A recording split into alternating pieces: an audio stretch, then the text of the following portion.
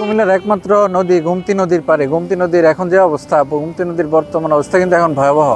একদম বিপদ সীমার উপর দিয়ে পানি প্রবাহিত হইতেছে, যার ফলে কুমিল্লার দুই পারের বুড়িচং এবং কুমিল্লা আদর্শ সদর কিন্তু এখন ঝুঁকির মধ্যে আছে।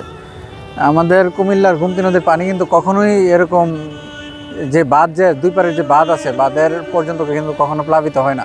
দেখেন একদম যত দূর পর্যন্ত চোখ যায় শুধু গোমতী নদীর পানি। যেটা হয়েছে, আমাদের এই গোমতী নদীর উৎপত্তি স্থল কিন্তু আমাদের ইন্ডিয়ার ত্রিপুরা রাজ্যের উৎপত্তি স্থল হওয়ার ফলে ত্রিপুরার যে ড্যাম বাঁধ আছে, এই বাঁধের কিন্তু এরা খুলে দিছে। বাঁধ খুলে দেওয়ার পরে গোমতী নদীর এই বর্তমানে এই অবস্থা, যার ফলে আর কি গোমতী নদী এইরকমভাবে প্লাবিত হয়েছে। এই যে দেখেন পানি কোন পর্যন্ত চলে আসছে, এই পর্যন্ত পানি কিন্তু কখনোই আসে। তো সবাই দোয়া করবেন যেন আমাদের এই গোমতী নদী দুই পারের যে মানুষ, বুড়িচংয়ের মানুষ এবং কুমিল্লার সদরের মানুষ যেন কোনোভাবেই গোমতী নদীর কারণে ক্ষতিগ্রস্ত না হয়।